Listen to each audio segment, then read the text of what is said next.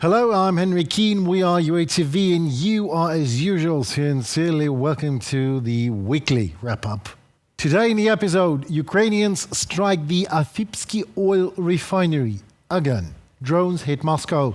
Trump criticizes Russia's losses and Putin's strategy and gives the green light to hit the Kremlin. Talking over the consequences, how Russia responds to its own threats. UAVs targeted another oil refinery. Again, it was the Afipsky refinery. According to regional authorities, drone debris fell onto one of the units of the plant, causing a fire. Monitoring channels report that, as per what geospatial intelligence suggests, the fire most likely affected the primary oil processing unit. The Afipsky refinery produces gasoline and diesel fuel and is involved in supplying the Russian military. Of course, a month ago, this facility was also targeted by drones.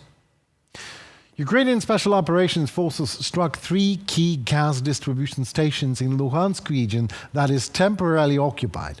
Shastya, happiness, can you believe that? Gas distribution station, main gas source for Luhansk terminal power plant. Severodonetsk gas distribution station, another one crucial for the Azot plant, and more of these locations, and Novopskov gas distribution station.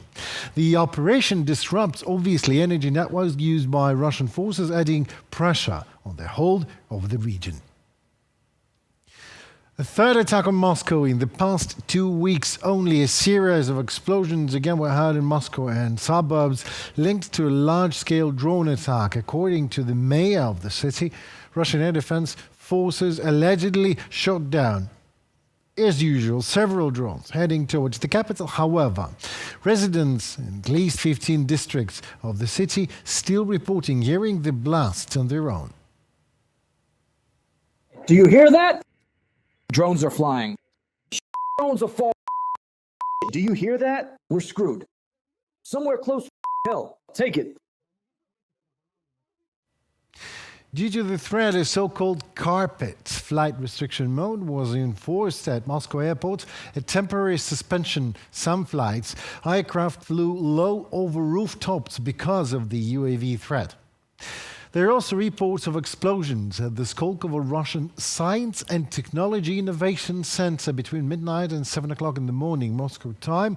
Air defense systems reportedly destroyed as much as 69 Ukrainian unmanned aerial vehicles over 10 regions, as reported by the Russian Ministry of Defense. US President Donald Trump is not too happy with Russia in general and with Putin in particular. He stated this while speaking with journalists at the White House.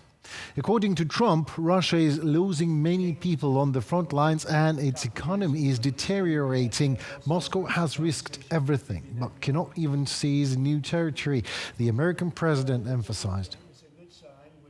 I'm very dissatisfied with what Russia is doing and what President Putin is doing.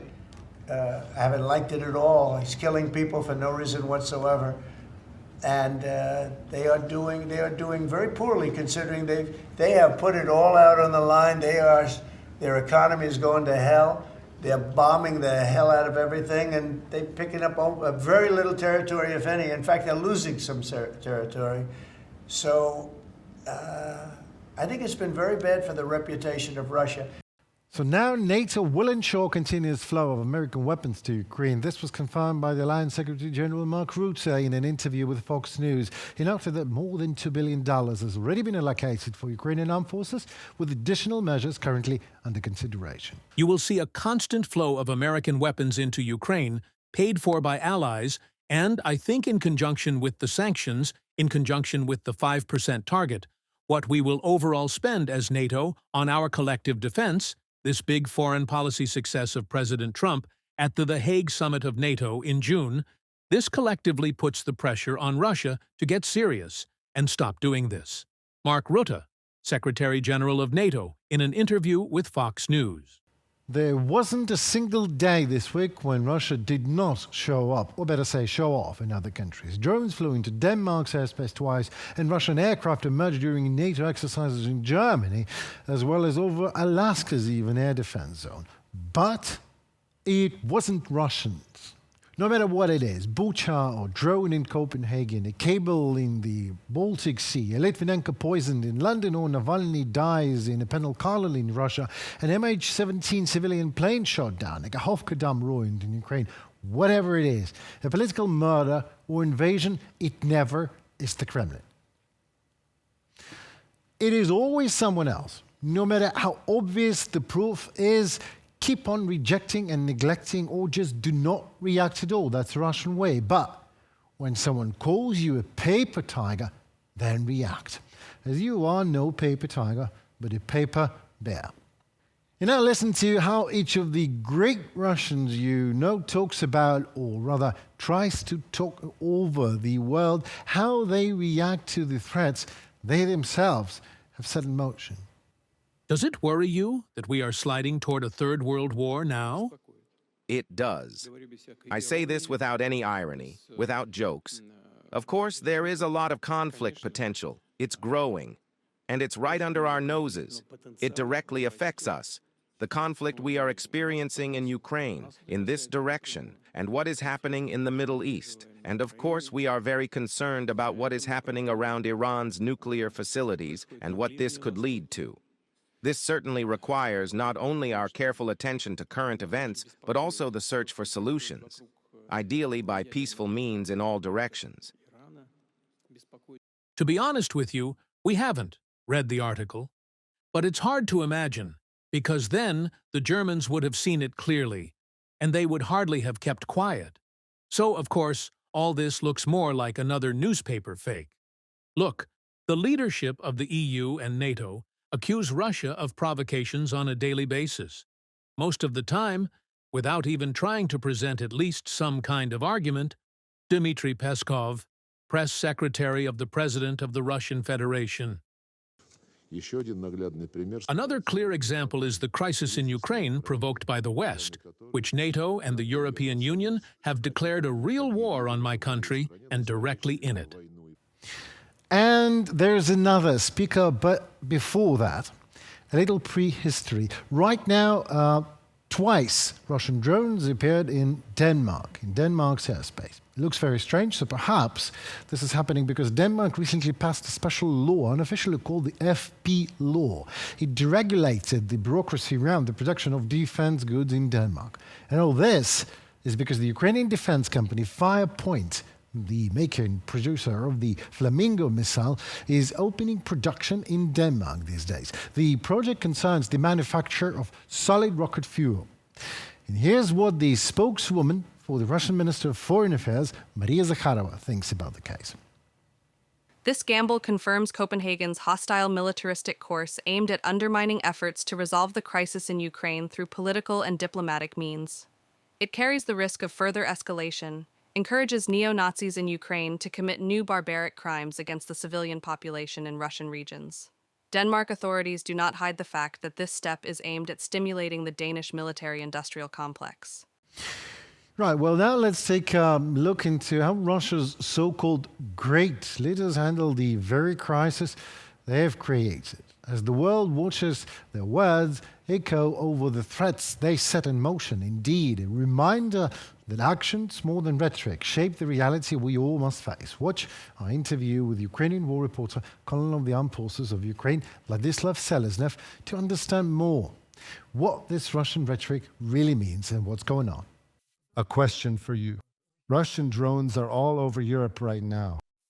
Russian planes are just flying over German frigates. They even fly into Alaska. Maybe Putin forgot his phone there. In your opinion, how should Europe respond to these blatant provocations? As for the possibility that Putin forgot his phone in Alaska, that's definitely not the case. On this matter, I have reliable information from trustworthy sources. Putin doesn't use modern electronic gadgets. In Ukraine, it's often the same landline phone that's used for certain communications. Moreover, the computers installed in the various bunkers of the criminal dictator aren't even connected to the global internet. As for Russian provocations, it's obvious that this is a deliberate manipulation. It's a kind of hybrid aggression aimed at European countries. After all, de facto, in this way the Russian army is carrying out several very important elements. The first element is that they are testing how quickly the North Atlantic Alliance responds to these provocations. Secondly, they are checking the level of readiness of the European community, as well as the North Atlantic Alliance, to continue tolerating such aggressive hybrid actions of the Russian Federation. And most importantly, we need to understand that evil which goes unpunished multiplies many times over. And if we are now talking about Putin's Russia as the evil of the modern 21st century, then accordingly we must understand that Putin will not stop on his own. He will keep raising the stakes. He will keep escalating the situation until collective Europe or the North Atlantic Alliance finally decides to give a decisive response to these provocations. Putin is currently testing Europe, meaning that Europe is not ready for a possible direct, or even hybrid, Russian aggression. Yes or no? I think that right now it's very convenient for Europe to turn a blind eye and pretend that nothing has happened. After all, de facto, so far Russian aggressive actions have not led to civilian casualties in Eastern European countries, nor have they caused the complete collapse in the functioning of those countries that border the Russian Federation or are targets of hybrid influence from the Russian Federation. In other words, Europe is trying, in a way, to buy time in order to have that same time for a serious reorganization and strengthening of its own armed forces and its own defense industry, because it seems that all sensible European politicians understand when a direct military clash occurs between the Russian Federation's army and the army of the North Atlantic Alliance, it's only a matter of time. The fact that this process is inevitable is a fact. Basically, time and again, humanity goes through the same lesson that it never fully learns. A lesson that humanity went through in the middle of the last century. I mean the processes that preceded the start of World War II, and then the whirlwind of those same processes that took place between September 1939 and, accordingly, September 1945. That's why I think the world is now confidently following that same path, and it's only a matter of time before a major war begins in Europe. Let's suppose Putin dies tonight. Do you think anything will get better in Russia? Is that even possible? I don't kid myself into thinking that it's solely and exclusively Putin who decides the future of the Russian Federation. There is a certain group of people who determine the present and future of the Russian Federation. Putin is, to some extent, a nominee of this group and, to some extent, a public figure.